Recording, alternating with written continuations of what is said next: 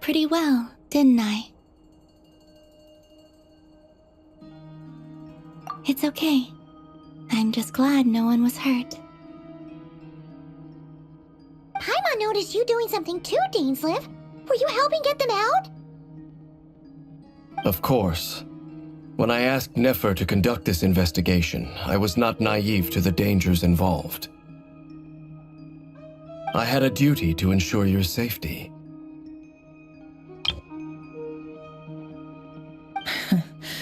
Good to know your sense of justice is still intact after all these years.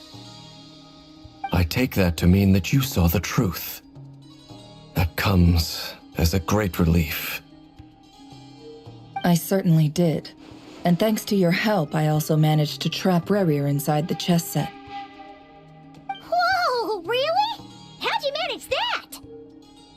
Well, to be honest, I sensed that something was wrong long before we made it to the temple. By using this fragment to probe into Rerir's past, well, the monster formerly known as Rerir, it seems I alerted him. I was tracking him, then he caught on and started tracking me too. Can't say I'm surprised. But how did he track you through your thoughts alone? That shouldn't be possible. Rerir was a secret agent who reported directly to the Vinster King. He is an expert at finding a trail and hunting down his pursuers. No wonder.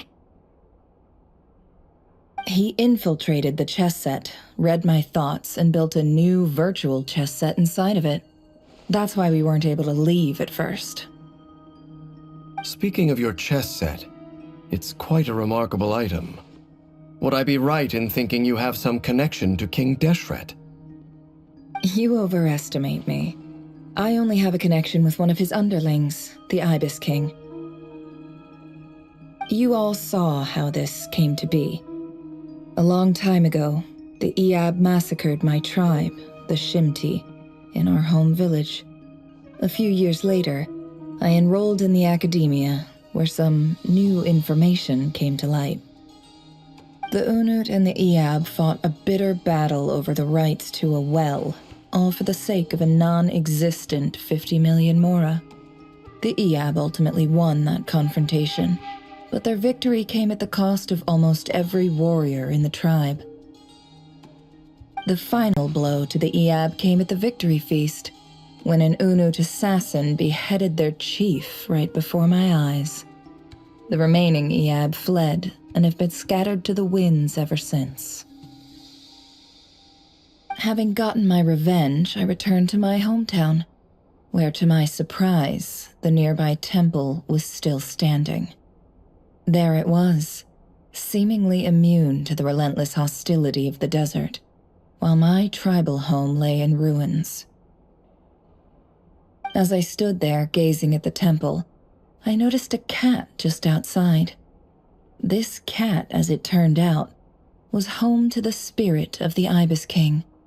He led me to a gate deep inside the temple, and there he made a deal with me.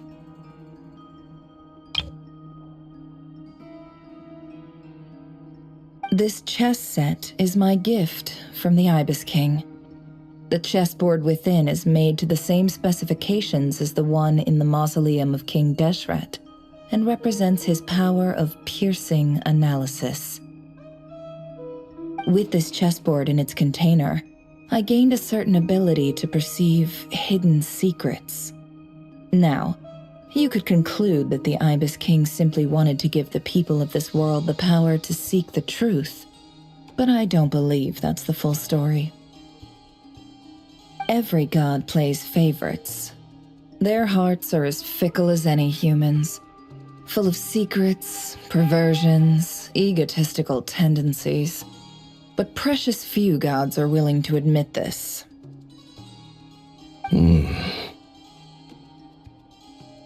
It is the same with all powerful forces, including fate itself. Their gaze falls preferentially upon a select few. As you rightly point out, this is an act of favoritism. If you're alluding to the Abyss, then yes, I agree. Gather the others. It's time to share everything I've learned.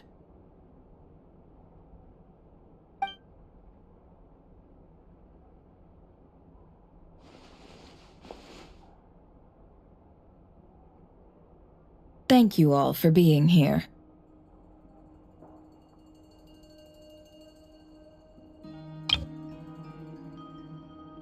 As promised, I did some further investigating into the Raker of Solnari's background. I am pleased to report that the investigation has been most fruitful indeed. The Raker of Solnari, real name Rerir, was once a Khanrian subject who served the Vinster King. I will now share the important details of his story. Please save any questions or comments for the end.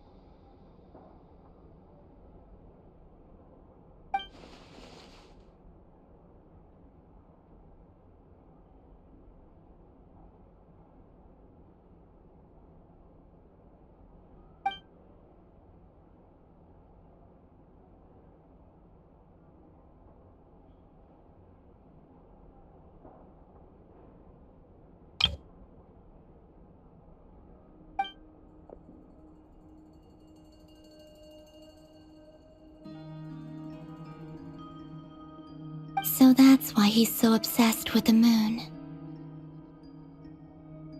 A tragic tale, to be sure. But it does not excuse his many transgressions.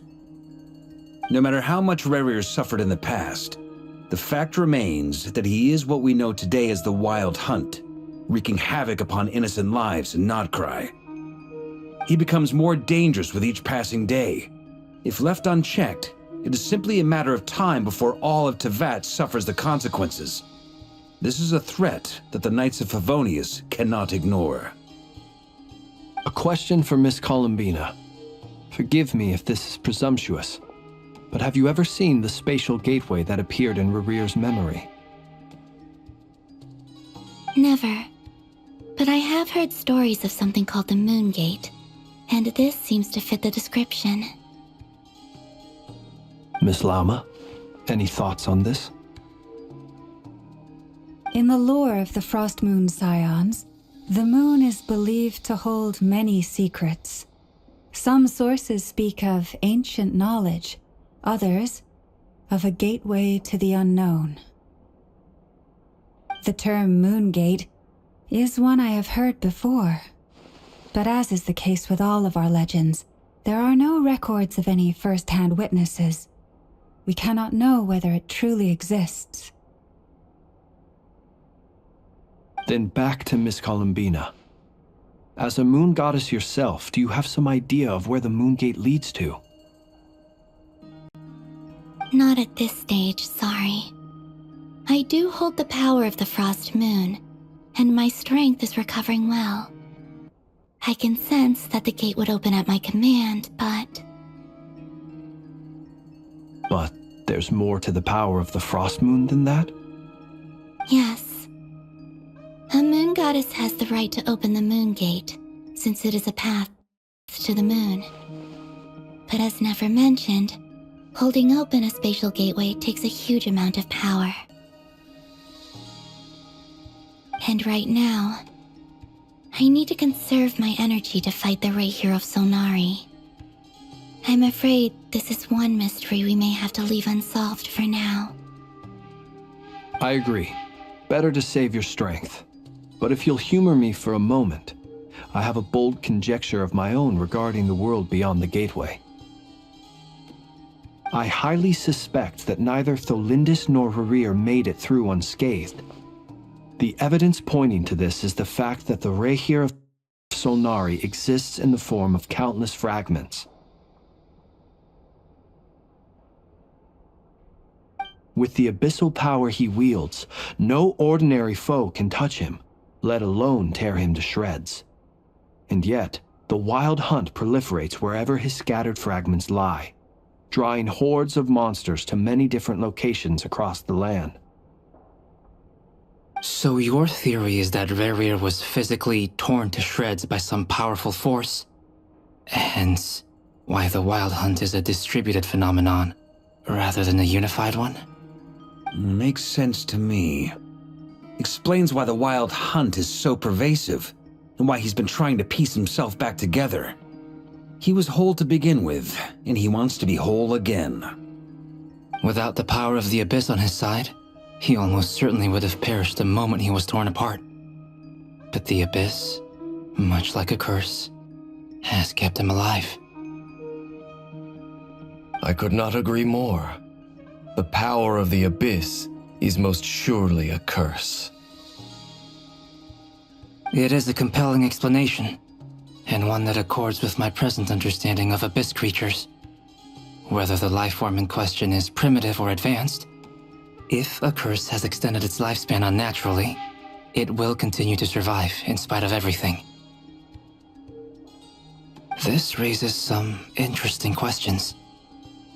I will run some experiments and see if there is any validity to my suspicions. That being said, regardless of whether my research bears fruit, I would like to thank Miss Nefer for conducting such a thorough investigation. Already, it has greatly enriched my understanding of the entity we face. My pleasure, Mr. Albedo. I too hope that the information I have shared today proves useful as we look to formulate the next stage of our plan. Hey! What is it, Dainsleif? You look really upset!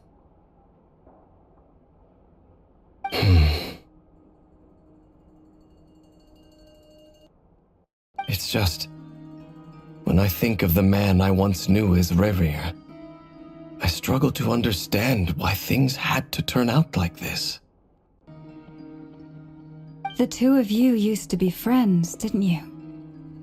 I don't know if these words will bring any comfort, but my heart goes out to you. Mine too. We can never know all the hows and whys of the way things are. The moon and stars are full of untold secrets and lies, and the skies are host to many more mysteries than these alone. Yet, none of that can begin to compare with the complexity of human life. Those are the first comforting words I've heard in a long time. Thank you, both. Well, I think this is a good place to end today's meeting. I'm sure Nefer needs some time to recover. She's been through an awful lot today. That's very thoughtful of you, Lama. Of course. Sounds good to me. Take some time to rest and digest before we reconvene to nail down a plan.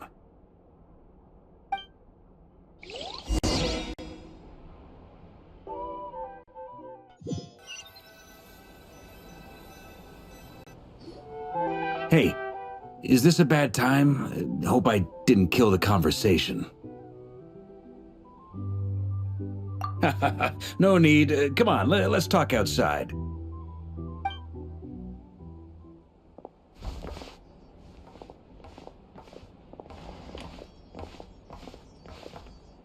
Anyway, Nefer went back to the curatorium to get some rest. But before she left, she shared some things with me that I thought you should be aware of. Firstly, although she managed to trap the Rehyr of Solnari inside her chest set, there's no guarantee that the power of the Ibis King is any match for one of the 5 sinners. Their powers are beyond our comprehension. It's only a matter of time before he finds a way to break out. We have to come up with a plan and take care of him before that happens. Honestly, my mom figured that might be the case. So, How long have we got? Well, I asked her that same question. She talked for a long time, but for the most part, it seemed like she was trying to convince me how precious her chess set is. What a long and storied history it has. It felt like some kind of sales pitch, you know? The kind where you end up handing over Mora against your will? Anyway, after all that, she finally answered the question. 2 days, at most. 2 days? Holy moly! Can we even recruit enough help in that time? That remains to be seen. Which brings me to the second issue. Dainsleif is obviously conflicted about this whole thing. But given how little time we have, there's no way we can pull this off without his help. You have some history with him, right? Do you think maybe you could talk to him for us? Great. I appreciate it. All right, on to item 3. So, Albedo, Duran, and I put our heads together and came up with a plan. Can't promise it's gonna work yet, but at least it's a start. We figured we'd bounce the idea off you first. We'll explore it further once everyone's recovered. Oh, Paimon's dying to hear this. All right, so here's what we're thinking.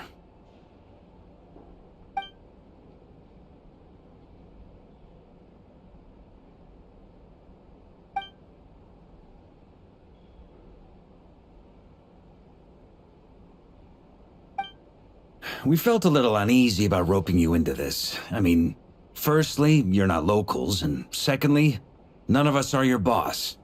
You're well within your rights to refuse if you so choose. Roping us in? Why would you even say that?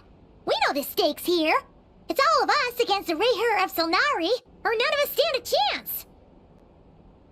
I choose my words very intentionally, I'll have you know. I like to think there's an art to striking a down-to-earth tone even when the stakes are through the roof. Sir Varka, I have a few thoughts about this plan. I'm all ears. I think we can be more flexible with how the roles are allocated.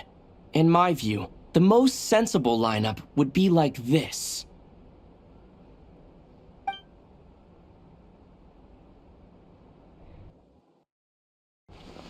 I see your point, yeah.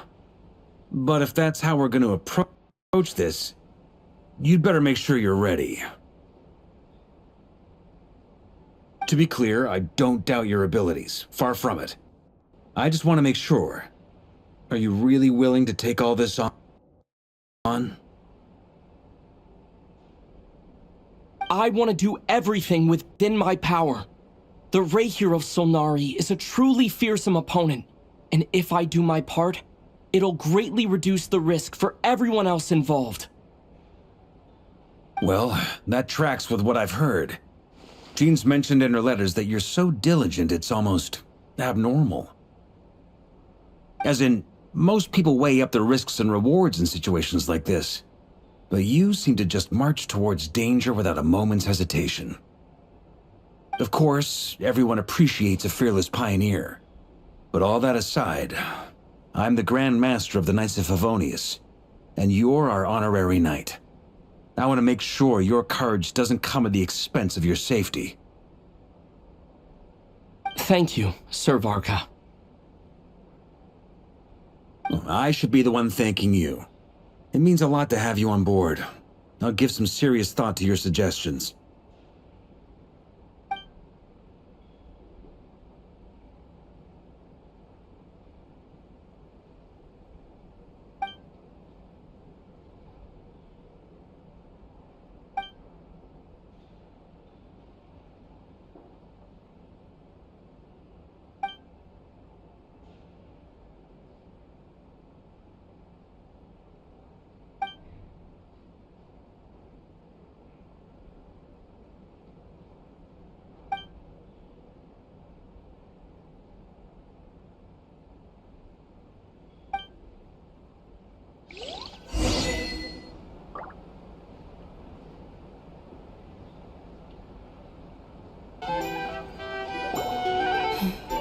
This is a thorough plan, but I do have one last question before we take action.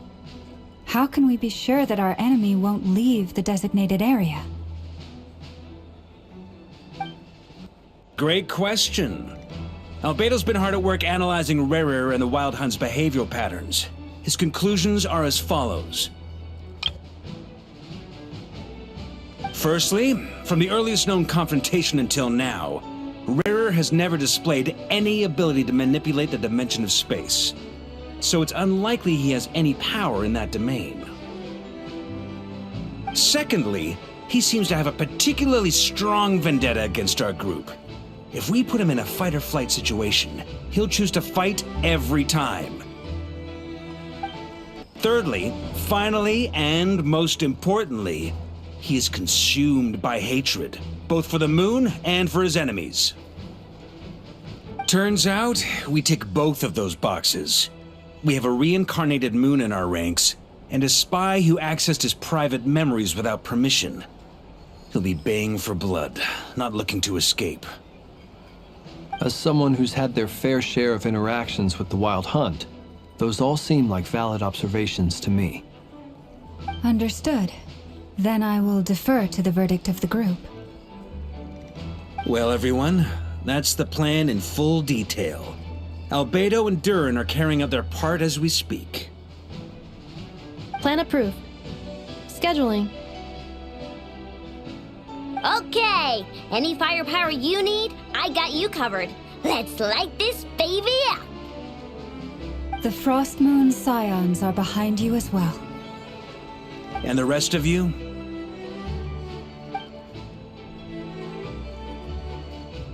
No objections? All right, then it's settled. This is the plan we're going with. Next up, an old tradition of mine. Anyone who wants to back out, now's your chance. Wait, we can still back out of this? Everyone says things they regret, right? I don't want anyone feeling trapped because their mouth said yes before their brain had time to think things through. A very people-first approach. I hear that's common practice in the Knights of Favonius. Heh. Who'd you hear it from? D-Luke? Shh. We don't use people's real names at work. This contact will be known only as Owl, please and thank you. This plan can only work if everyone does their part. Flint's and I will absolutely support it. We shall indeed. You'll be glad you accepted our help. Also, you are the last person I expected to see here, Miss Dory. It's not often I get called Dory in a work context. My peers usually call me Lord Sangamabe. So, the longer your name, the higher your net worth. Is that the idea here? In that case, Mr. Flint's here must be worth a fortune. That's right, I know your full name. It's... The walls are thin here. I'd appreciate you keeping that a secret. Okay, fine. I'm actually only here as a favor for someone else. Do you have any idea how much it would cost to hire me otherwise? Oh, does this mean someone out there actually has the power to boss Dory around? It most certainly does not. We have a long-standing and mutually beneficial business partnership. She's actually the mom of a friend of yours. Said mom supplied me with a great little trinket, but now that lady's ruined everything. If I don't start building a little goodwill now, my whole business in Notcry is gonna go down the drain! Okay. So what exactly is so special about this pendant? It's a lucky charm that a great mage made for me. We have a business relationship, and she was worried that something bad might happen to me. So, she wanted me to have something that can store power to protect myself with. I finally got it all fully charged up with Kuvaki, and then never went and used it all up at once! Never lost so big in my life! You're right. It was all my fault.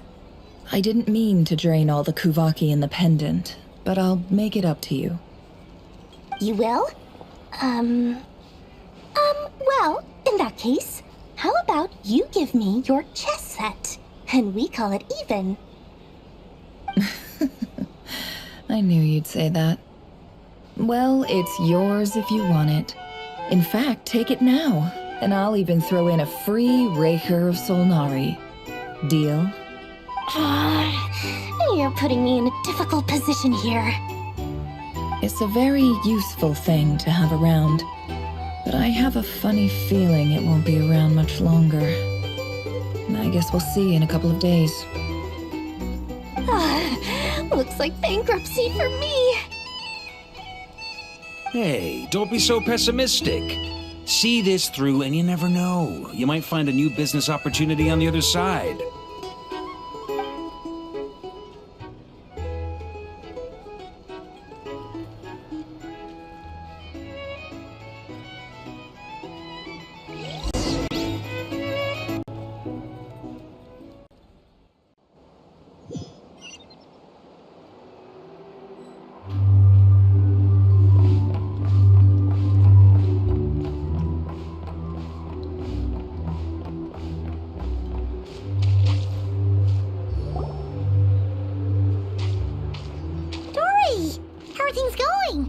Ready? Oh, I was born ready. We only have 2 days. You think Lord Sangama Bay would let an opportunity like this slip by? Don't forget, when something's in high demand, the people with the goods on hand get to charge the highest price of all, even higher than the sellers taking advance orders. Ta-da! See? It's right here! Oh, it's so pretty! Did you make it? No, I have a supplier. We go way back, so he made me a very attractive offer. Aha! No wonder you were talking about lucky charms at the meeting. You've been getting Kave to make them for you. That's not the full story. It actually started a while back as a project between me and the Dendro Archon. Mage Alice once warned me that this world won't stay safe forever. There may come a day when everyone faces a great crisis. I passed this on to the Dendro Archon, and she secretly brought together a research team made up of Sumeru's top scholars to invent a technology that could keep people safe. I won't go into the details because it's all very complicated, but if you want to know more, you can ask the Dendro Archon about it sometime. Anyway, point being, it was the Dendro Archon who asked Kave to build this little contraption. As one of the top Kasharawar talents, he was the obvious choice. Took him long enough. He stressed over it for ages. Must have gone through at least a dozen designs before producing a final product. But that's Kave for you. Marak delivered it to me a couple of days ago, along with a letter from Kave. Could I ask why I'm sending this technology to you? And what's your proposed use case? Has it been approved by the relevant authorities? So nosy. My fault for sending him the research permit to begin with. Surely Nahida must have told him you were involved in this project. He was probably just nervous because you're always so secretive about your business. Could be, could be. Anyway, I just replied, let's hope there never has to be a use case, because it would involve grave danger. Fair enough. But it sounds like he was just being cautious. He probably felt responsible as the one who made it. Or maybe he was asking as a favor for his housemate. He's done that before. Not sure why, though. His housemate doesn't seem to really care that much about this kind of stuff. Either way, all's well that ends well. I'm just glad to finally have my hands on the product. I wouldn't want to be without it, given the potential dangers that lie ahead. Huh? What does that look mean? Paimon's just super surprised. This must be the first time we've ever seen you actually get serious about something.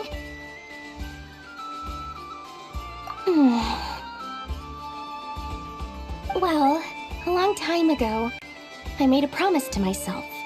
I promised that I was gonna live every day of my life with a big beaming smile.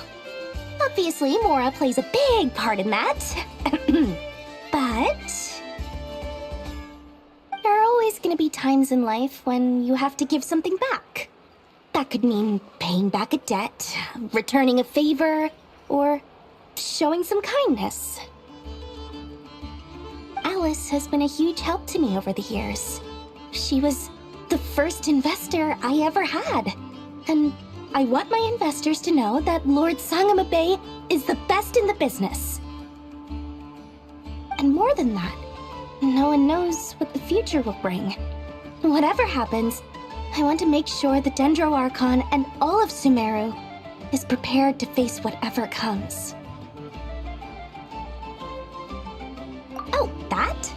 I was just making sure Nefer and I are square. Don't be thinking it was some sort of benevolent act. I'm no saint, so don't treat me like something I'm not. My priority is doing the business that I want to do, so long as my conscience lets me, but it usually does. That's the Lord Sangama Bay business model. Alright, if you say so. I do say so, and that's the whole point. I'm a businesswoman. Don't go trying to figure out what kind of person I am. You'll exhaust yourself. Much easier for everyone involved if you just take my word for it. Oh, and could you two help me get this stuff where it needs to be? Thanks so much. You're my favorite assistants.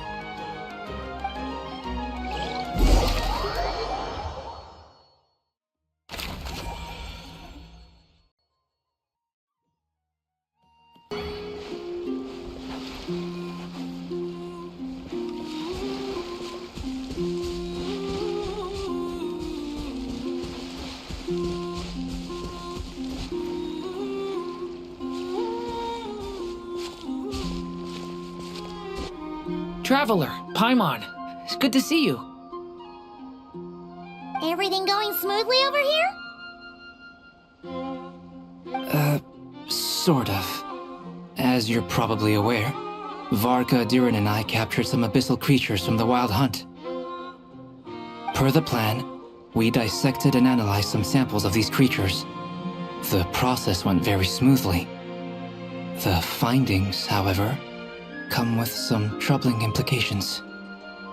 What? You can actually dissect the Wild Hunt? That depends on your definition of Wild Hunt and dissection. Harmless, lifeless. These words are accurate descriptions. The Wild Hunt is an interesting phenomenon. In and of itself, it doesn't seem to possess anything akin to a human personality. But taken as a collective, the medium through which the Wild Hunt is summoned does appear to have a soul.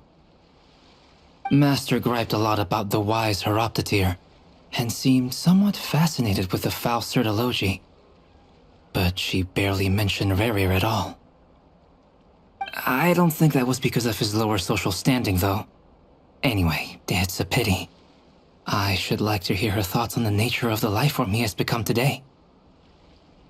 It's a strange mix. The furious energy of an abyssal being channeled through a fractured physical existence. A consequence of being torn apart by an unknown power. Perhaps the only explanation for his survival in this state is that he sacrificed a degree of individuality in exchange for a continued existence.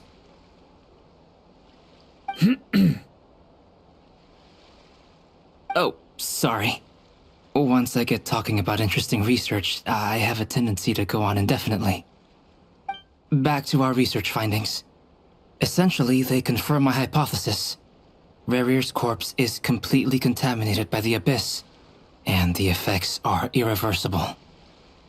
You could think of this as Rerir in mutated form, but in my view, even that would be inaccurate.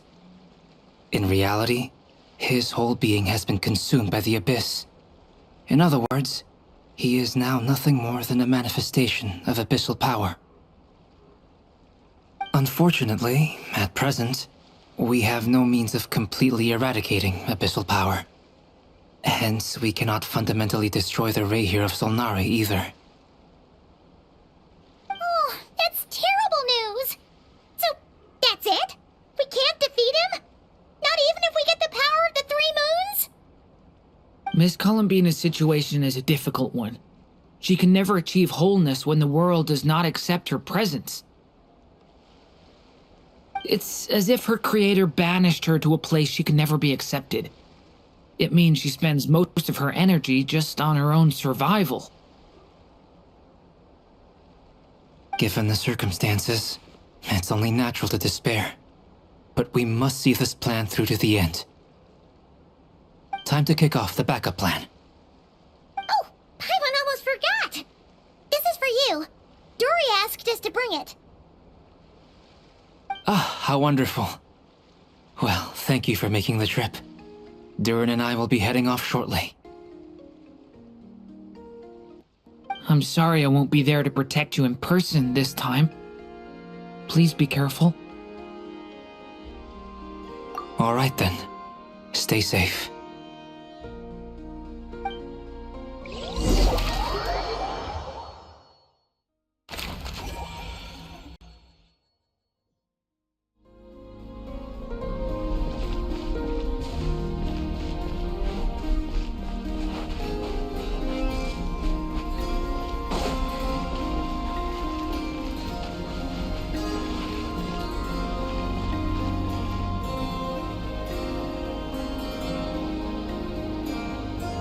Miss Lauma, is everyone here? Yes. The fate of my flock is in your hands, Grandmaster Varka. Please keep them safe. My lady, what are you saying? Within the next 24 hours, we will face the biggest crisis the world has ever seen. This is not a burden that we deserve to bear. But I believe that we reap what we sow in this life. So I intend to act. I must do what I think is right. For me, that means fighting for the future of Nodcry. This gentleman is the Grand Master of the Knights of Favonius, Varka, Knight of Boreas. In my absence, please follow his lead. Hey, everyone. Guess I should introduce myself. Well, to start with, I know my way around a battlefield.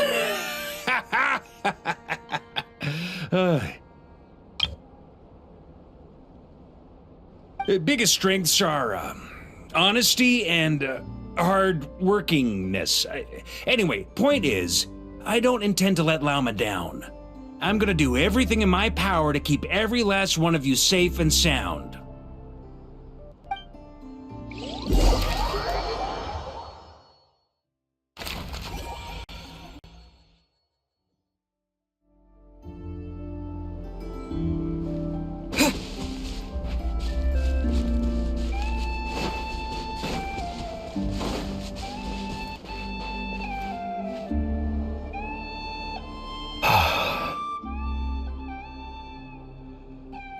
Something on your mind? Miss Columbina, was it? I believe that's how the others addressed you. That's right. Names are funny things. Have you always been called Dainsleif? Yes. I take it your own name has a more complicated history. I have a different relationship with names than other people. To be honest, I'm not even sure that Columbina is my name. At least, not in the same way that Dainsleif is yours. But it's what everyone calls me, and I go along with it. A lot of my life has been that way. I get so used to things that I forget to question why they are so. I never used to think much about where names come from, or what they mean to people. Maybe something's wrong with me. You're different from other people. I sensed it the first time we met. You're more perceptive than most. I'm sure your long life and rich range of experience explains that. Do you ever find yourself missing Conria, Mr. Dainsleif?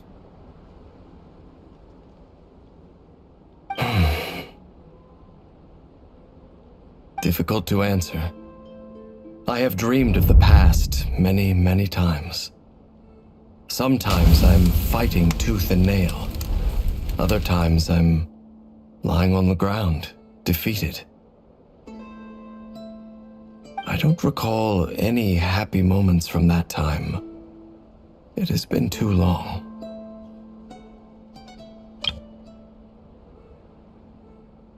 Is that because hatred survives longer than love and affection?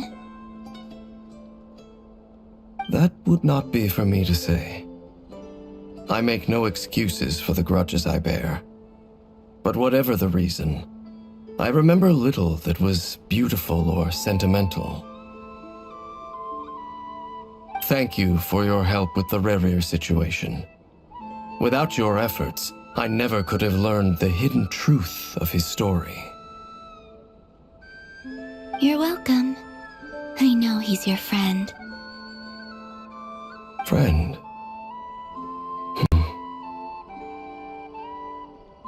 He betrayed me. And I never really understood what he was going through in life. Some friendship, that is. Okay. So, do you plan to fight him with us?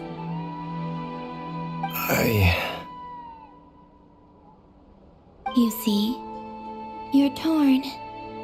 Now you know what really happened. You see the things he's done in a new light.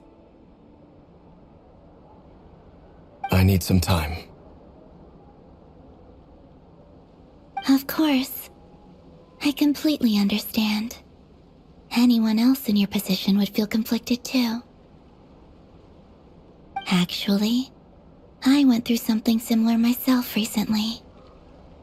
Something happened that changed my perspective on a situation.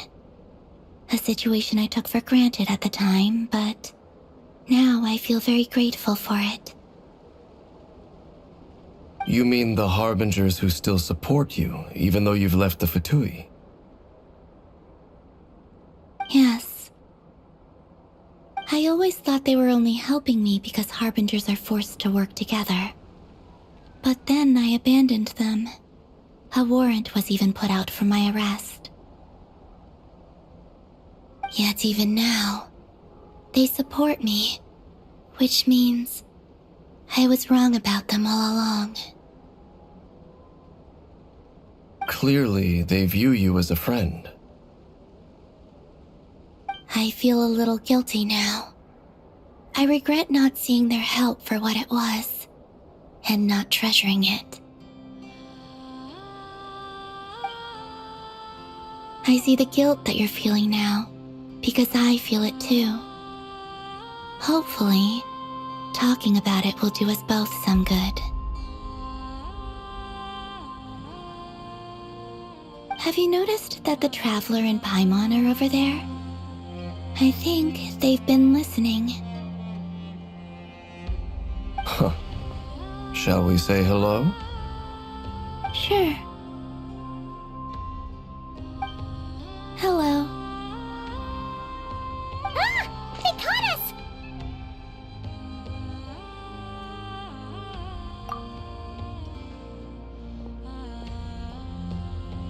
I apologize for making you worry.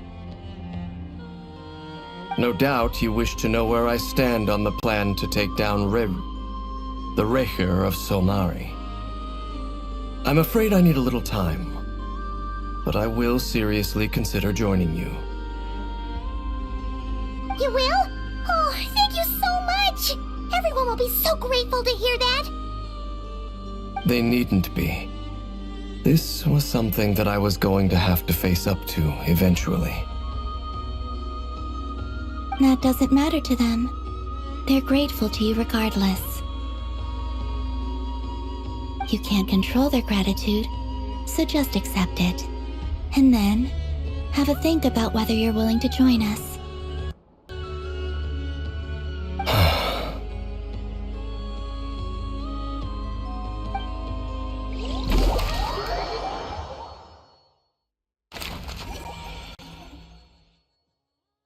It's nearly showtime! Let's go rendezvous with the others. You know the place.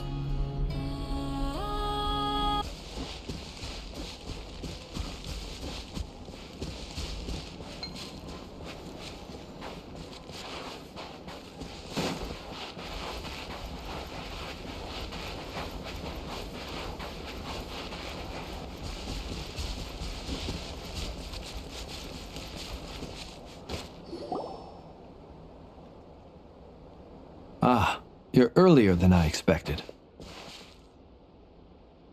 Hey, Flint's! Been waiting here long? Not too long. I came a little early so I'd have some time to think. Are you nervous about the battle? Quite the opposite. I'm reminiscing on my past battles. When I was awakened by the Radniki, I had not touched a weapon in many years. I felt like the battlefield was not where I belonged. But after waging war against the Wild Hunt for so long, I came to realize something. A life of absolute peace is simply not a possibility for me.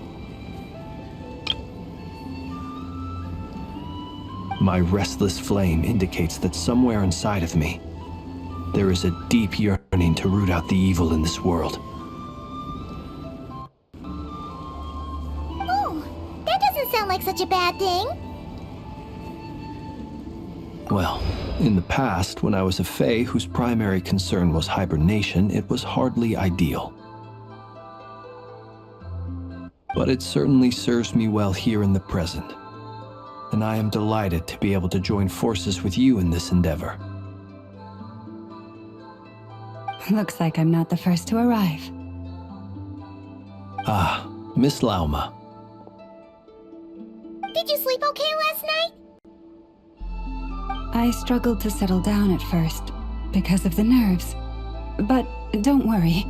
I got enough sleep in the end. I'll be just fine. Please, I'm just doing my part.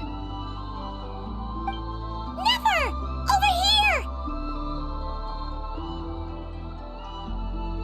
Aino asked me to relay a message.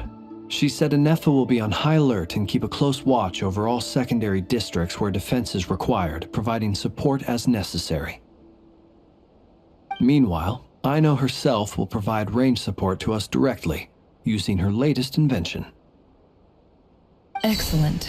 My thanks to all involved. The chest set's looking a little unstable. It won't hold him much longer. We should be prepared to engage at a moment's notice.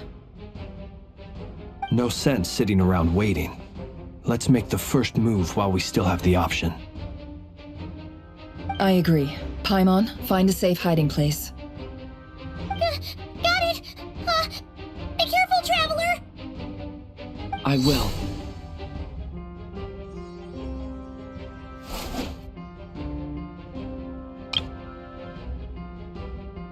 Everyone, take your positions as soon as the battle starts. Every ounce of strength we have in our bones, let us bring to this fight. Ready? Let's go.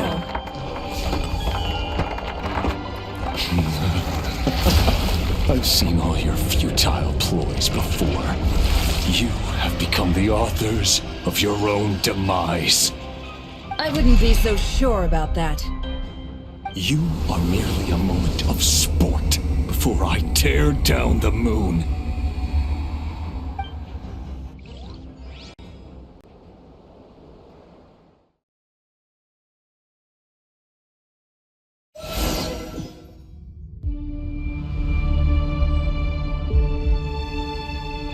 Stay on your toes. Yep, you too. You're just dead meat. Futile, hunt them down! Forest, protect us. Let me help you guys. Eat this!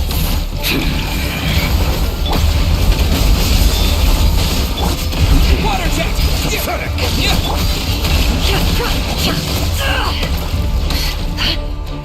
It all adds up. The moonlight betrays you.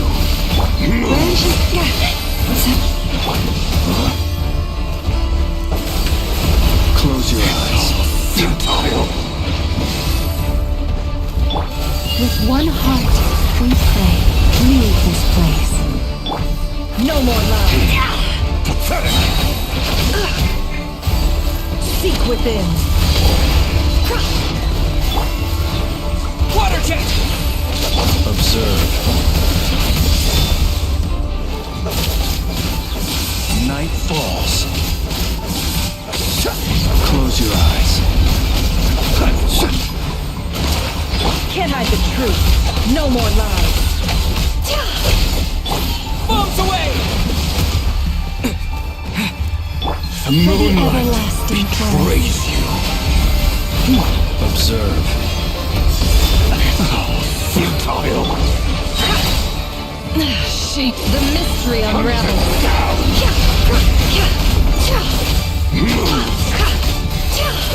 The moonlight betrays you. It all adds up. It began with the moon, and so shall it end. The moon will protect you. The moonlight betrays you. Go!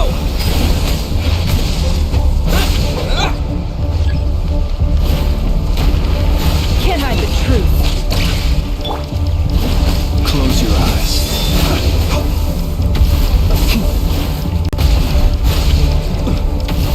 Observe.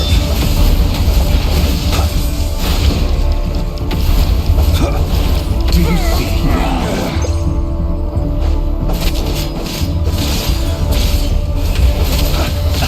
From here, when will it be as you foretold?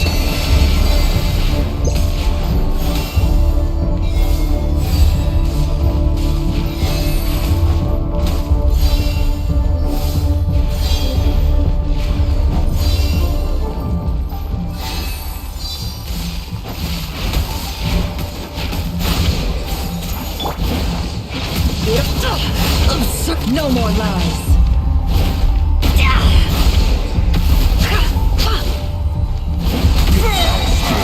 Welcome here. The long sleep beckons.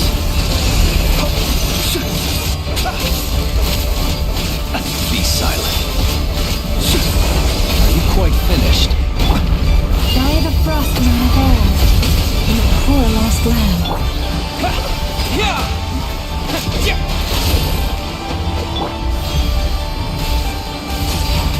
Close your eyes. Keep your distance.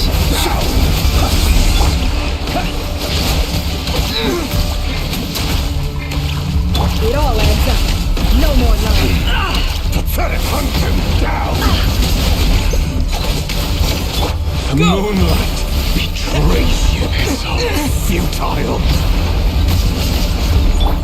Forest, protect us. Observe. Pathetic. Steady now. Hunt him down. For the everlasting forest, lush as the moon. The deception ends here. The moonlight betrays you. So futile. Hunt him down.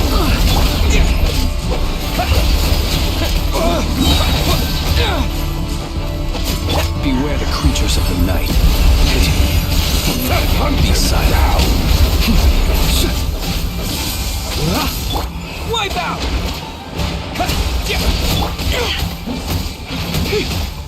How unfortunate. Futile.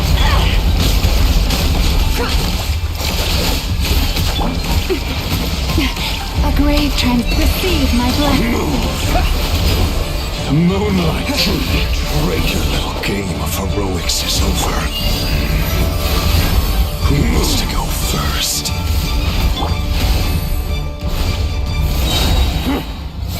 No. Get out of my sight! No! We've been separated! Will it take? You okay? Never! Where are the others? Stuck outside the barrier. I guess he really doesn't like us. Destroyed by change and reborn. Knowing too much is always a death sentence. Be careful what you wish for.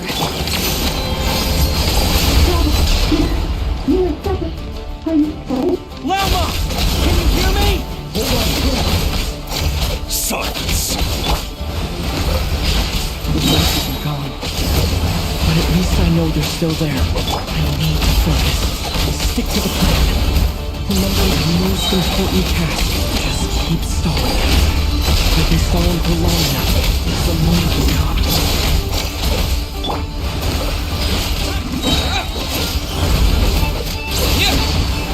Destroyed. Wipe out! And reborn. It all adds up. Can't hide the truth. Seek within.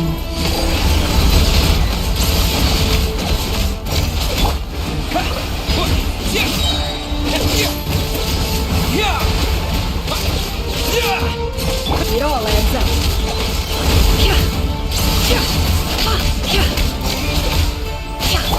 Water jet!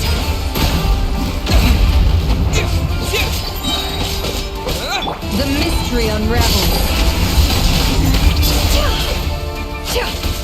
Can't hide the truth.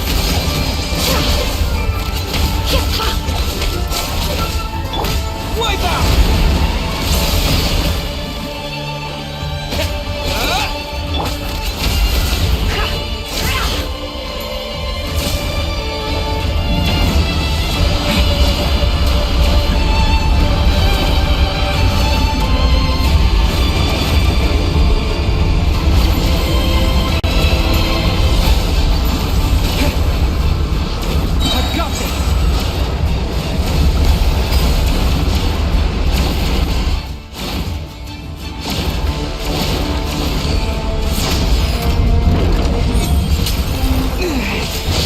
Shield's broken. I can't keep this up. Don't push your luck. Your death is within my grasp.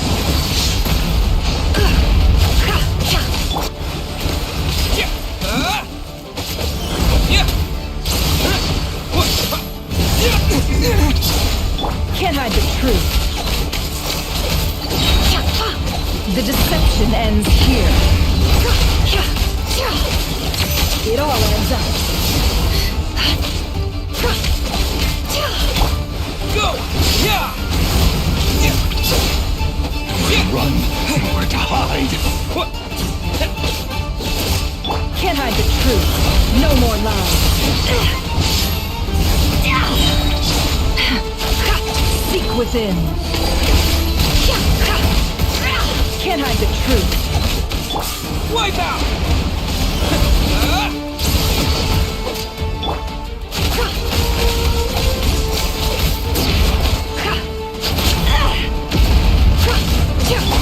Water jet!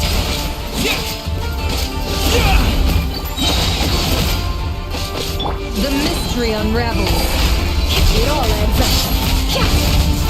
Can't hide the truth. Bombs away!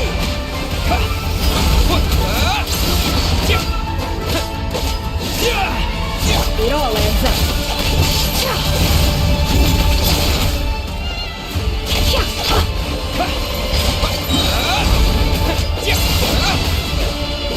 Seek within. No more lies. Wipe out! Go! It all adds up. No more lies.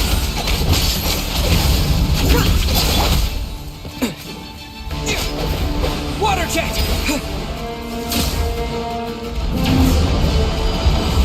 How unfortunate.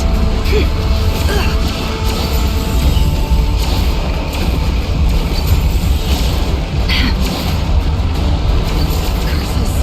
There's no other way.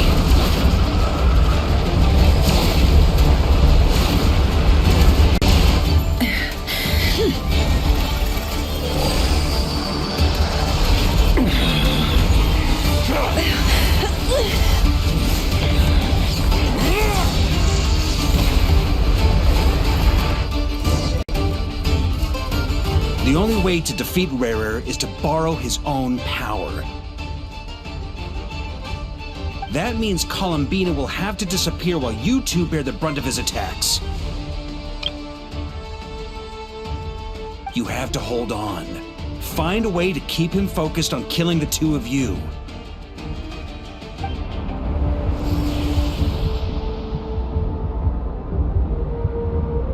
Never.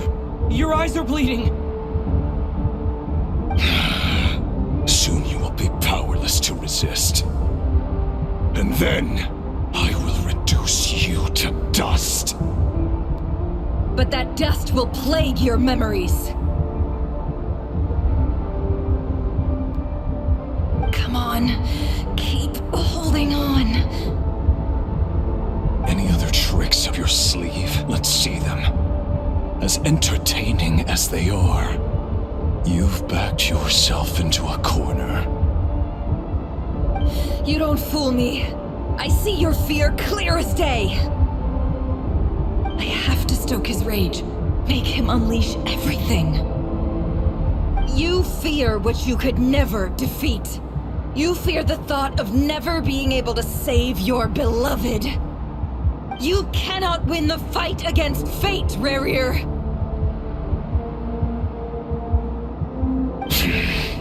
Is that what you think? Well, now it's your turn to feel afraid!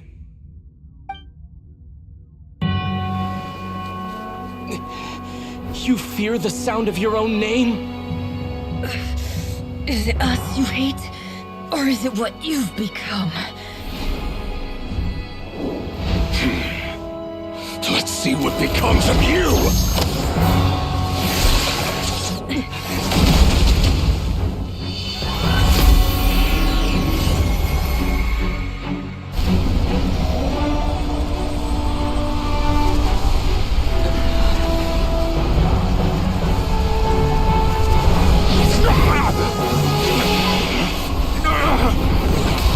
What's happening? That power. I've seen it before.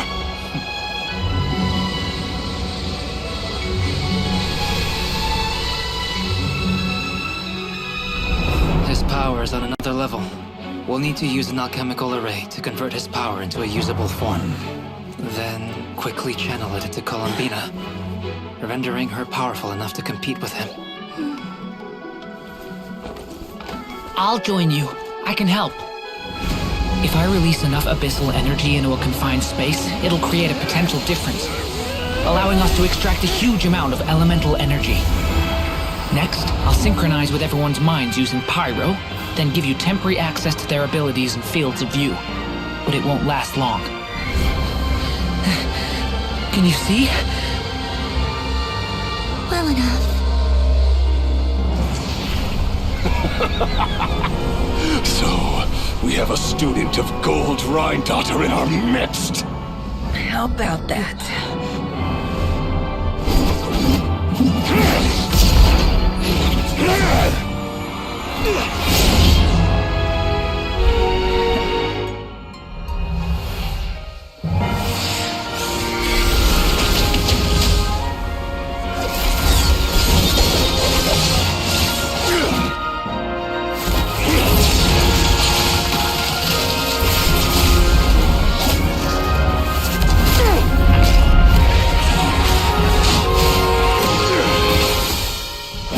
You use my own power against me?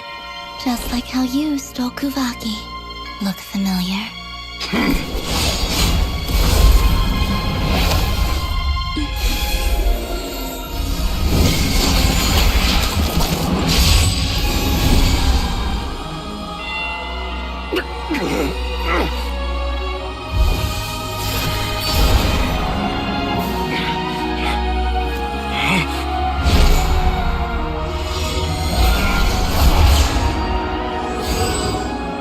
Don't you realize?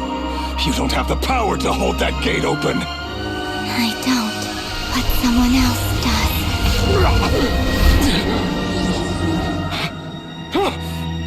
Goodbye, Rerir.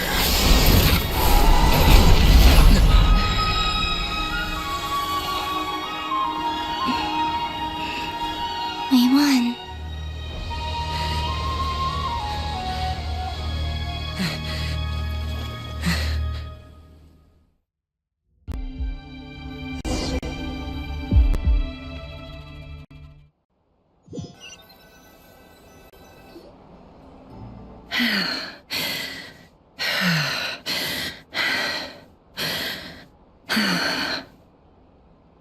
Nefer, how are your eyes? They're fine. Apart from the blindness, of course. It's not too late. Let me handle it.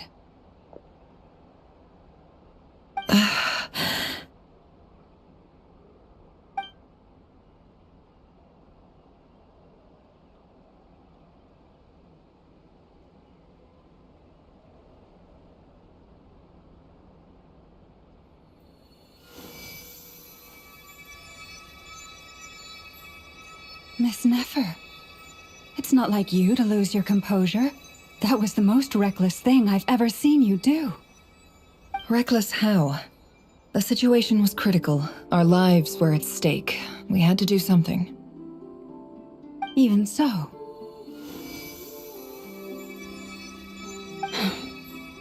Okay. I guess you're right. Under the circumstances, it was a wise decision. You traded your eyes for an incredible victory. In business terms, I suppose that's a huge return on investment. I'd be hard-pressed to argue otherwise.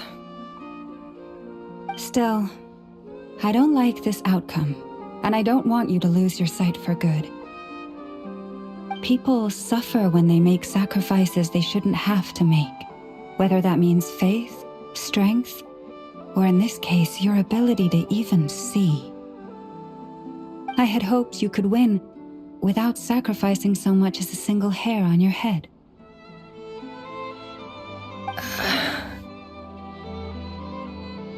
Thank you. Really. All done. Don't try and open your eyes just yet. We'll see how you're doing in a couple of days. Until then, please follow your recovery plan to the letter. I'll send full details through Yehoda. For now, just get yourself home, relax, and rest. My dear friends, we have fought bravely and achieved a spectacular victory. A dark cloud has been lifted from the skies of Nodcry. All in this land will be grateful for what you have done. The moon will remember this day. Thank you both.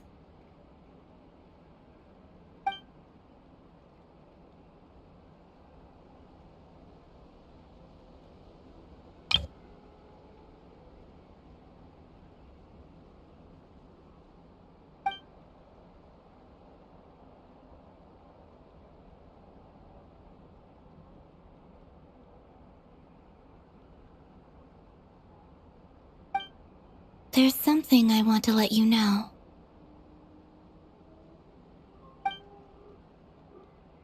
What is it? When Durin connected everyone's minds so I could access their powers, I also felt everything they felt. And since Nefer's eyes were injured, my eyes are hurting now too.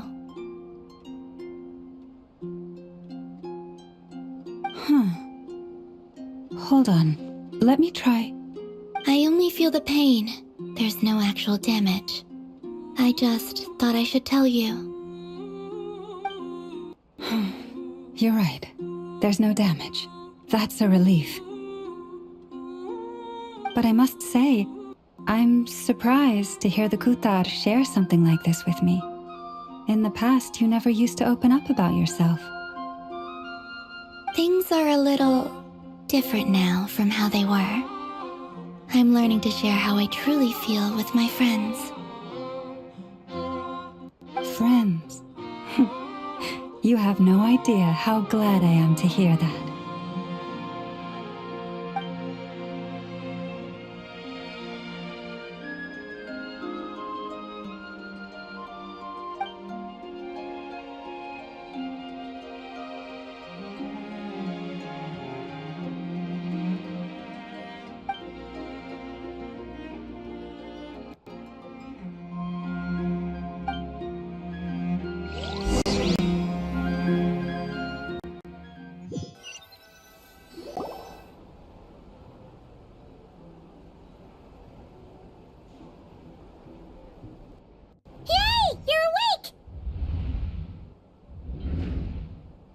How are you feeling? Any aches and pains? Did you sleep well? I'm doing all right, Paimon. No need to worry about me. Phew! Well, that's good. Paimon's been sitting on the edge of the bed worrying about you for ages. You slept a whole day and night. Poor Paimon had to eat all by her lonesome. Glad to hear you didn't starve. How was the food? Well, it wasn't the same without you there to share it. Honestly, Paimon just can't relax when you're not your usual self. She couldn't enjoy the food and settle down to sleep. Well, I'm back to normal now. Oh yeah, and Albedo swung by earlier. He said to tell you to head to the tavern when you woke up. Varker and the others are organizing a victory feast and they want to celebrate with you. He also dropped off some medical supplies, but you seem fit as a fiddle, so guess you won't be needing those. If you're feeling up to it, let's head over now. Wouldn't want to keep them waiting.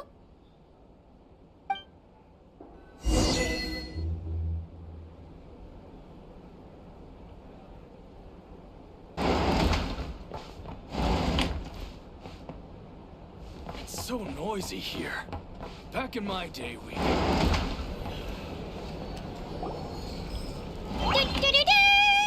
We're here! Oh, Traveler and Paimon!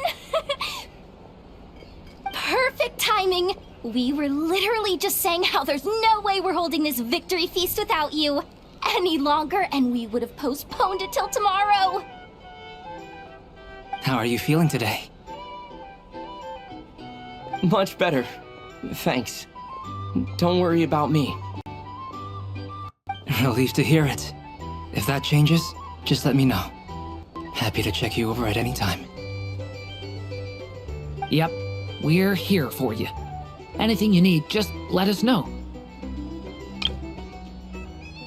Oh wait, where's Nefer? How are her eyes doing? Nefer's right over there. I'm sure she'd love to catch up with you.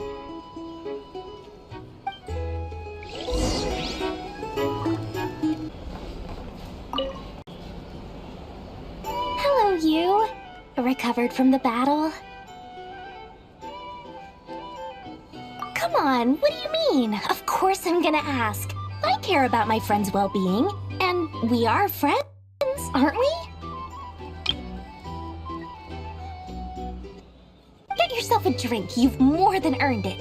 In fact, today, your drinks are on me. Lord Sangama Base got you covered. Wow, really? What about Paimon? Has she earned it too? Has she? Please? Well, you haven't been through quite as much as the Traveler, but... what the heck, sure. Yay! Wow! Drinks on Dory! What a historic day. Hey, keep your voice down, or everyone else is gonna want in too. Have you heard anything I've been saying recently? Doing business in Nodcry has been an absolute nightmare. If I'm buying for everyone, oh... Okay. Paimon will speak more quietly. Jeez. That's more like it. Don't you forget, Lord Song of the Bay doesn't just go around buying drinks for anyone and everyone.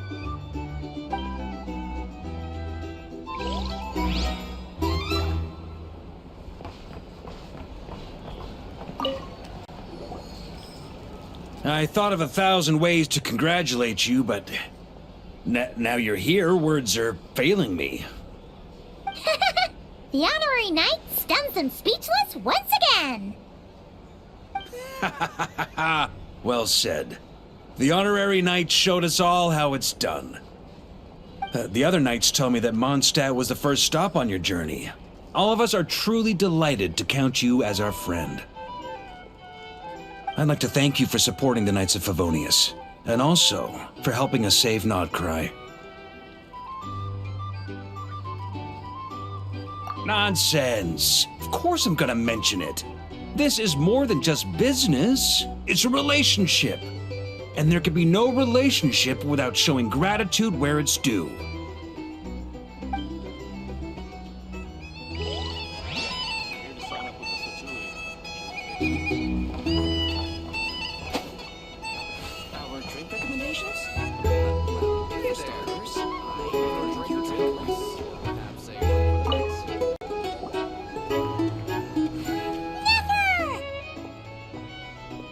Traveler, Paimon, are you recovering well? Turns out that moon chanter has some real talent after all. My eyes were mostly recovered after just a couple days' rest. I can actually open them again now. Yeah, but you gotta be careful. Lauma says not to strain your eyes while they're still healing. Yes, thank you. I'm well aware. Yehoda, could I borrow you for a moment? I could do with an extra pair of hands. Oh, sure. Coming. Did you hear that? I gotta go help Lauma for a second. You guys chat among yourselves. I'll grab us some drinks on the way back. Paimon, you still like 'em sweet? You bet. Make it extra sweet, because Paimon's earned it. Sure thing.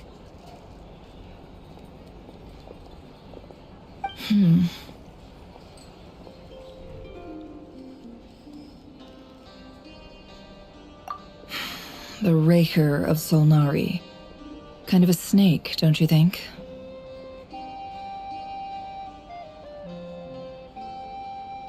No, definitely a snake. A poisonous one who spewed his venomous hatred everywhere. Anyone who seeks revenge out of hatred for other people has become a snake. That's something my dad used to say. Perhaps. I'm sure it sounds like a very wise and open-hearted perspective to your ears. But me? I think hatred is a perfectly justifiable emotion. What else is left when everything you depended on in life gets stripped away? Something's gotta fuel that drive to keep on living.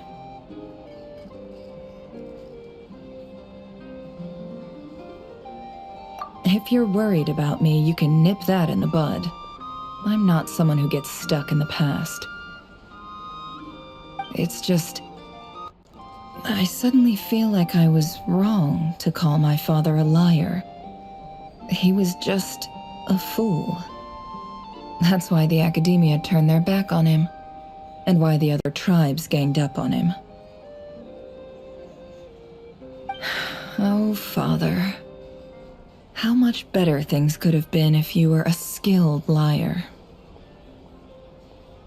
Look at the Ibis King. Thoth is a fiendishly cunning liar. And yet, strangely, he feels more like a father to me than my real dad ever was. He's never brought it up, but I'd bet he feels the same way. Why else would he give me the power to perceive the truth, while at the same time training me in the art of deception?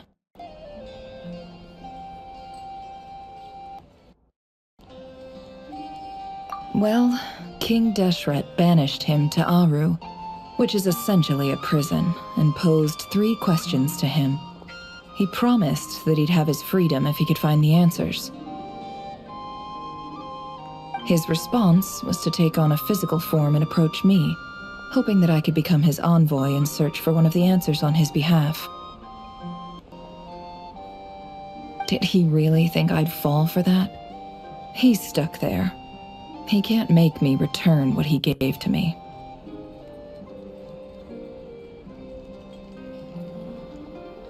So that's enough for you to decide he's nice, is it?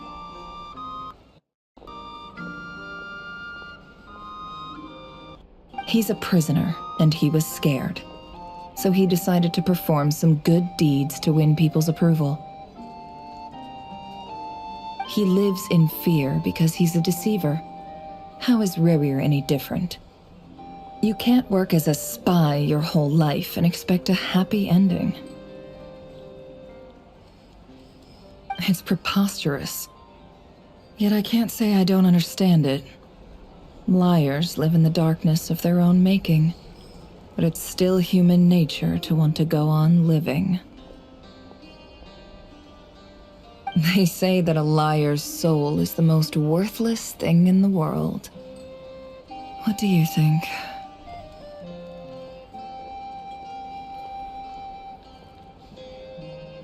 Oh, really?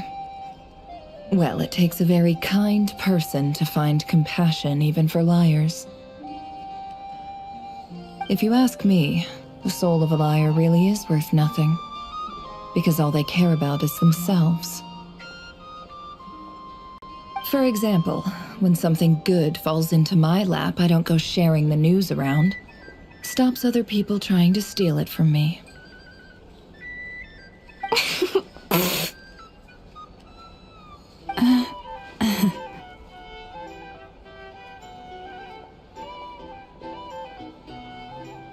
So be it. They have sharp ears. I can't keep anything from them. Oh, is that what it looks like? Well, you all know my past now, and I can't simply eliminate everyone who knows too much. So I guess I just have to put up with you, for the foreseeable future at least. When you find yourself in a situation you can't control, the safest play is to keep calm and start monitoring everyone involved like a hawk.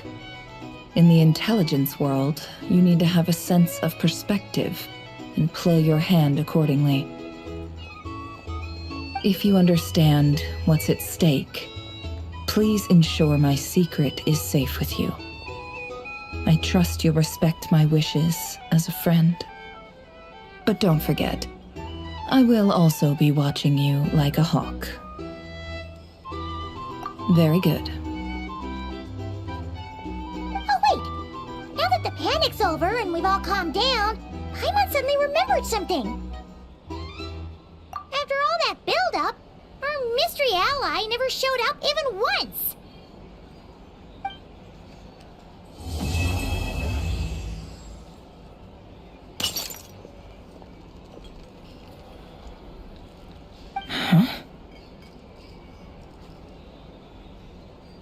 Am I imagining things?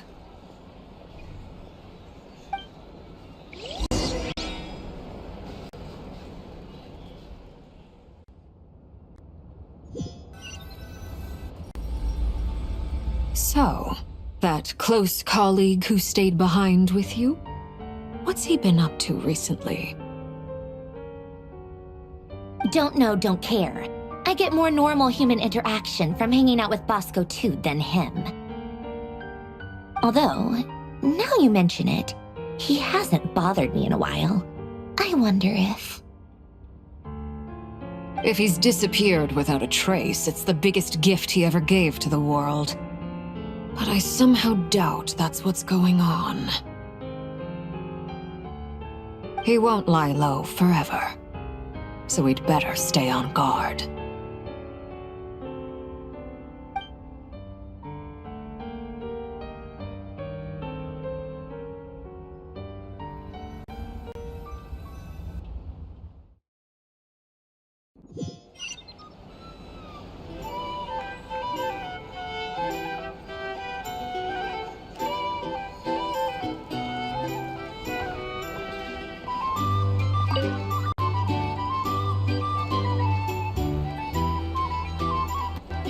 Ah, Lord Sangama Bay.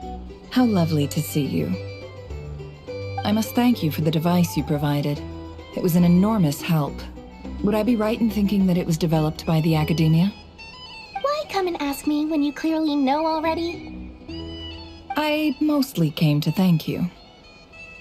That's more like it. A little gratitude goes a long way with Lord Sangama Bay. Play your cards right, and you might even stand a chance of becoming my long-term supplier. The chance to work with such a kind and charitable investor as yourself would be a great honor for the Curatorium. Huh? Charitable? Who said anything about charity? First I'm hearing about it. Let's see. The first plot of land you purchased in Nodcry, your desert interests, and... Stop! What do you think you're doing? Exposing my investment history! It's nothing to hide from. They're all perfectly legitimate investments. And some of the land you purchased was with the intent of building a sanctuary? Yes, I heard about that too. How did you... You're a curious case, Lord Sangama Bay. You don't like people finding out about your good deeds, do you? But I'm afraid no matter how hard you try to keep things under wraps, where there's a will, there's a way.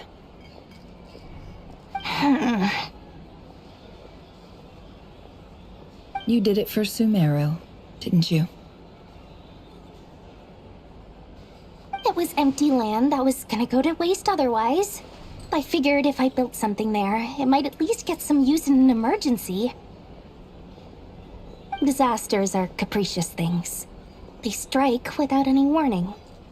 I've lost family to a disaster before, and I don't want to lose any friends or business partners if I can help it. My elder sister used to dream of finding a sanctuary.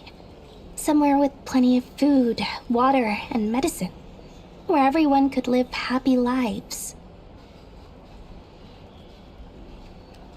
It was something I looked into, but after discussing things with the Dendro Archon, I decided on a more effective strategy. The tech people handled the tech, and Moneybags provided the Mora. It just made the most sense. It's a pity that so few people know the truth about you. Everyone says that you view everything in terms of Mora, and all you care about is growing your own wealth. So, what's the problem with that? Everyone wants to be rich. It's human nature. So yes, I love Mora, and it's nothing to be ashamed of. But surely you have dreams of your own beyond just making Mora. You don't get it, do you? My dream is to invest in other people's dreams. And, you know, make a nice little slice for myself along the way. Just thinking about it makes me happy. That sweet, sweet sound of Mora. Thank you. For the device? And the pendant. Oh, that. I was just returning a favor. Don't worry about it. Seems like we've both been away from home for a very long time. Yeah. So long that I barely remember what my family even looked like. That would be your mother, father, and sister? Yeah, though it's been years since my sister passed away. It's not like I want to forget them, obviously, but memory can be even more ruthless than the most calculating business person. Beyond a certain point, if something isn't helping you, it just gets rid of it. My sister can't help me now. Slowly but surely, her face is fading from my mind's eye. It's become a vague impression. Not everything will fade. When loved ones pass away, The beautiful memories are the ones that last the longest. Yeah, that's true. If you ask me, that's the one silver lining in all of it. Well, that, plus, I'm sure that life is much better now than it was back then. Oh, absolutely. I have tons of Mora, a big beautiful house, business is booming, and I'm as happy as can be. You've got a lot going for you too. Boss of the Curatorium of Secrets? I'm sure there's plenty of Mora to be made in that line of work. I appreciate the vote of confidence.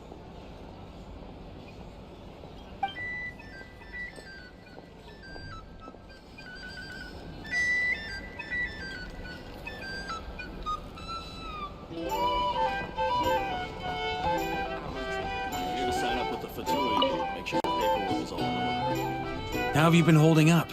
Any adverse reactions? If you start to take a turn for the worse, make sure you tell me right away. You don't need to worry about me, Grandmaster. I'm fine. I mean, I barely did anything, so... What?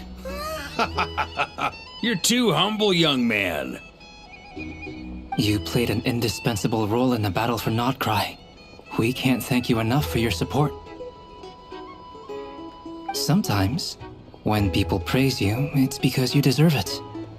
The best thing is to accept it calmly and with grace. It's important to learn how to respond to words of admiration. Let's do a quick demonstration. Albedo, that was an incredible feat of alchemy. The pressure was on, but you worked flawlessly at lightning speed to get the job done. Thank you. I can't take all the credit, though. Durin played a big part in forming the alchemical array. See? Did you catch that? A masterclass in how to take a compliment. Oh, okay, yeah. I did work pretty hard to help prepare for the battle. No point denying that. Hey, you guys! Hey, look who's bounced back. Looking good, Traveler. Seems like you've recovered. You won't need to take any more medication. Can I get you a drink? Huh? You know how to order at a bar now? You've sure learned a lot recently. Handling a drinks order is ridiculously simple compared to alchemy. Don't worry, I'll blend into society yet. Paimon believes it! You're clearly a fast learner, just like your brother. To be totally honest though, Paimon didn't quite follow all the details when you first explained the plan to us. Don't worry, that's completely understandable. Unless you're a student of alchemy, it's hard to grasp the principle and how the process works. To put it in the simplest terms, we saw how our enemy stole the power of Kuvaki. And that gave us the idea of stealing his power to turn it against him. When facing an enemy you have no hope of defeating, it's best not to engage them in battle. So, instead of looking for a way to overpower him, we decided to help Columbina get strong enough to at least stand up to him in a fight. For this to work, we had to analyze his modes of attack, confirm who his main target was, and make sure that he wouldn't go beyond the range of the alchemical array. For added security, we prepared a total of 4 arrays. But to mitigate the impact of the battle, we identified one location in particular as the ideal spot, which is where the confrontation took place. The alchemical array absorbed his abyssal power. Then Durin processed it to render it usable by Columbina. That power enabled her to do what would otherwise have been nigh on impossible. What surprised me was that Dainsleif actually agreed to join us. Given his history with Rerir, he had every right to sit this one out, but we're extremely grateful for the decision he made. It must have been a painful choice to make. But I'm sure that making a decision was far better for him than staying in limbo. Absolutely. He was torn between two paths, but in the end, he made his choice and stuck to it resolutely. He doesn't strike me as the sort of person who'd stay trapped in limbo for long. Anyway, however you cut it, everyone gave a stellar performance.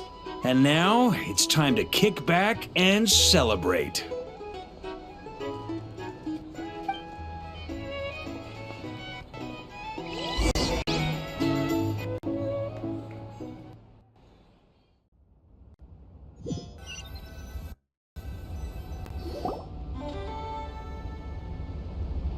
That's the only reason you're here.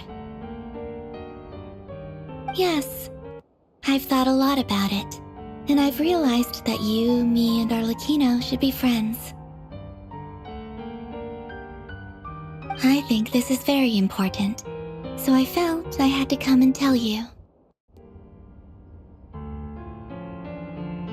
Well, this is a new one. I'm so moved. I can't even hold my teacup. If that's all, you can leave now. Do you not want to be friends with me? Or is it that you prefer being co-workers?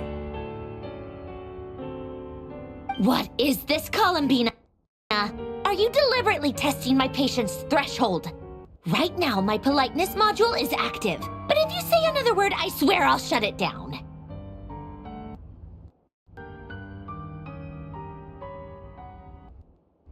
If your politeness module was active, wouldn't you say the word please at some point?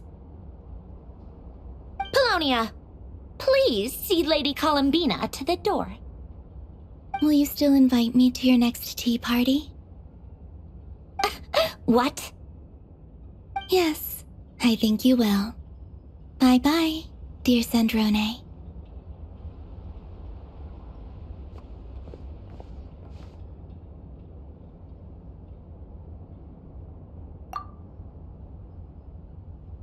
Last time, the Wild Hunt escorted you out. Would you rather I handled it myself this time? We just wanted to, see how you were doing now that it's all over. Why? Out of concern for my safety? I hope you didn't seriously think that the Rahier of Solnari would be able to lay so much as a finger upon me, given how prepared I was. Mostly because you kind of helped us out, so we just wanted to check you were okay. Looks like all your robots are fixed, huh?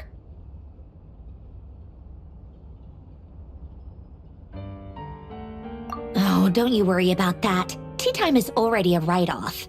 The visitor before you managed to kill my appetite. If you're in the mood for tea, go ahead and help yourself. Otherwise, it's going to waste. My coasters are still missing in action, though. Use this notebook instead. Whoa! Pretty hefty notebook. Look at all those calculations. You can ignore those. They're just dumb scribblings. I doodle and write in my free time. Sometimes I remember the distant, dreamlike past. Sometimes I imagine the far-flung future. And other times, I grit my teeth and note down all the crazy nonsense going on in the present. Some people do the crosswords in the newspaper. This is my equivalent of that. Trying to predict the future is like daydreaming, and writing about the present just makes me furious. The past is my favorite. If nothing else, it's already set in stone, so I don't have to rack my brains trying to figure it all out. Huh. Although, having said that, the only vaguely interesting memory in my past is probably that guy they call Lord Artificer.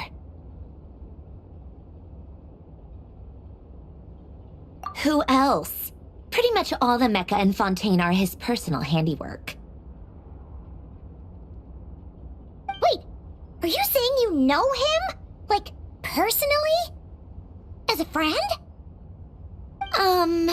I mean, I guess we were friendly enough.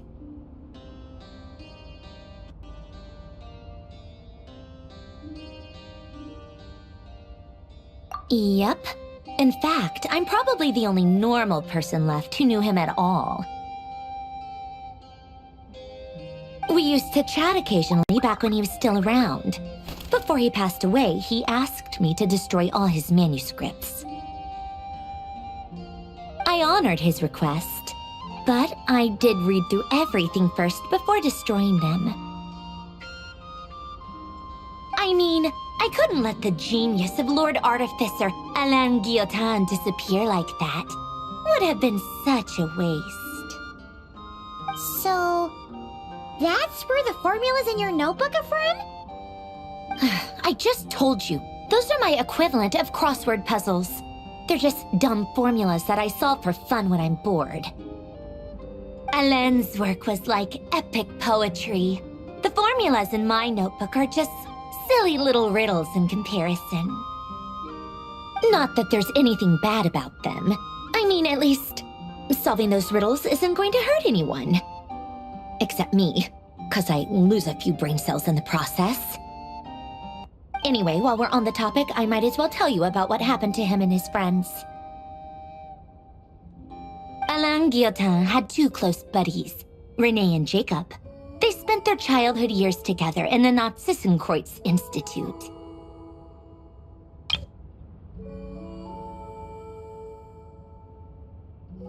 They were all quite competitive, so there was some rivalry between them, but it was a friendly rivalry. But beneath the friendship and the rivalry ran something deeper, a sense of nostalgia for the past.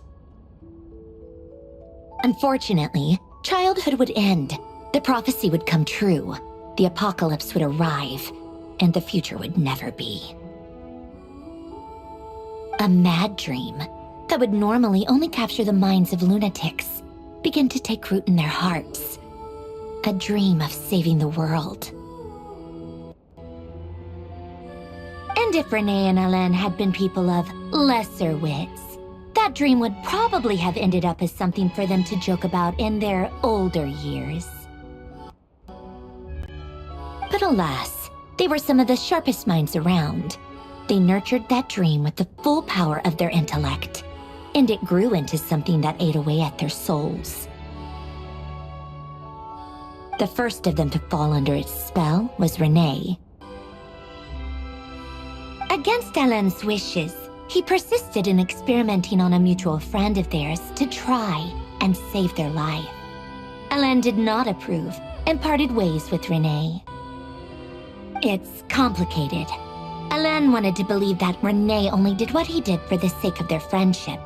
But when he told me about what happened, I could tell he still had some suspicions about Renee's motives. Perhaps the seed that would grow into a nightmare had already sprouted in Renee's mind. Even then. The next time they met, Renee's soul had been completely engulfed by the dream of salvation. His futile attempt to change the tide of fate only resulted in a wave that swallowed up the world, even before the apocalypse came.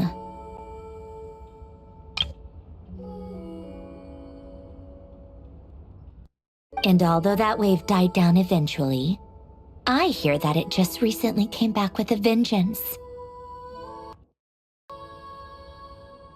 As I understand, Renee wanted to live out his dream of salvation once more. But I'm told that the attempted resurgence finally died out for good. At long last, Renee awoke from his deluded dream. Though of course by then it was far too late. What do you think of Renee? Do you admire his transcendent genius? His view that any price was worth paying to achieve the lofty goal of saving the world? Or do you despise him? Dismiss him as an evil madman who wrought havoc on the lives of everyone around him as he pursued his delusional dream? Same difference, really. Just a matter of perspective.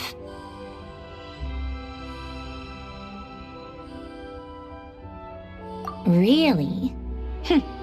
I can't tell whether that's because you disapprove of his deeds or because he failed. Or maybe you have some other reason. Renee no longer exists in this world, and the dream he started went on to be realized by someone else. I don't like fanatics who give up their whole lives for their ideology, nor do I like fools who let their delusions take control.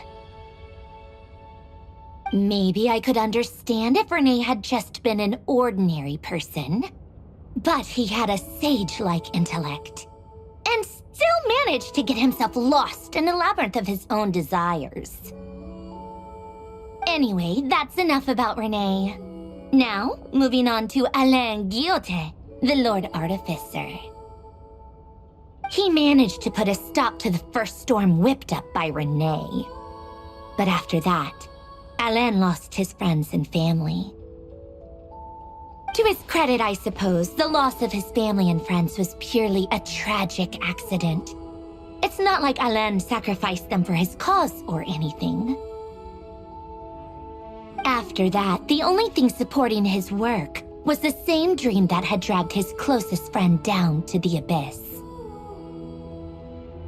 But although the desire to save Fontaine drove him to found the Fontaine Research Institute, Alain continued to reject any form of transcendental knowledge or power.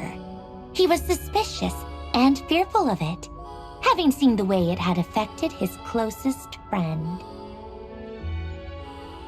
I think that formulas and machines derived solely from human intellect were the only thing that gave him a sense of spiritual comfort. Yet Alain's intellect was simply too great. It barely left him space to breathe in his lifetime. Once he realized that the end of his life was approaching, he finally accepted the truth. The Nazissenkreuz Institute needed someone, and a human being, to see its story through to the end. He quit working on his formulas, trading them in for the fairy tales that had played such a formative role in his childhood, but which he barely touched in his adult life.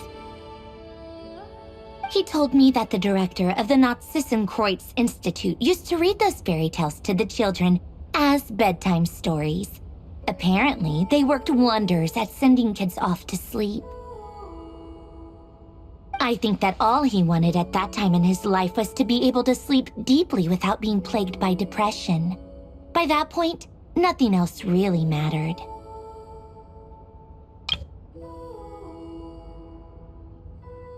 At the very end, he laid down to rest in the ruins of the former Nazissenkreuz Institute orphanage, while the Fontaine Research Institute he had founded continued tirelessly with its work. Many years after that, tensions over competing dreams would once again cause a rift, this time between members of the Fontaine Research Institute. But the actions of those fools had nothing at all to do with Alain. And that is the story of two people from the Nazissenkreuz Institute who both wanted to save the world.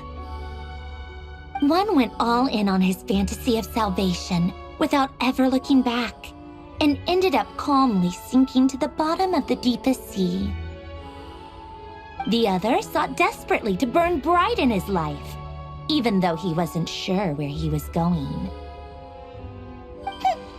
I do sometimes wonder, why is it that people like them have such grand hopes of saving the world?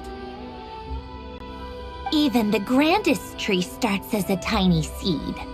So perhaps, for each of them, their mission to save the world began with a very simple desire: to save themselves.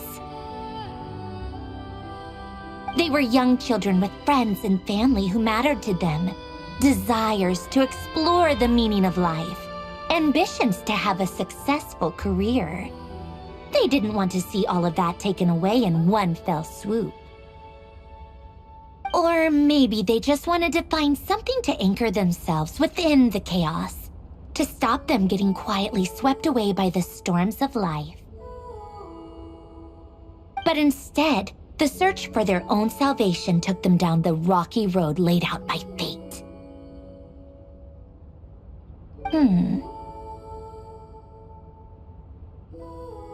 Do you the desire to save oneself is enough of a justification to try and save the world.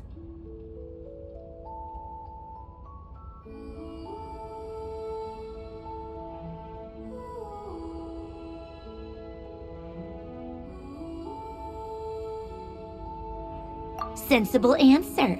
Glad to know you've got your head screwed on straight. Alain would disagree, though. I asked him the same question back when he was in his prime, putting all of his energy into his work. Yes, it's enough. No elaboration, just a quick, short answer before getting right back to his work. He was always that way. All right, tea time's over. I owe Arlecchino a favor for telling me these stories. I'll have to bring a whole sack of gifts the next time I visit the House of the Hearth. I'm gonna go tinker with Polonia now. You guys can do whatever you want, as long as it doesn't involve interrupting me. Polonia, exit hibernation mode. Begin diagnostics.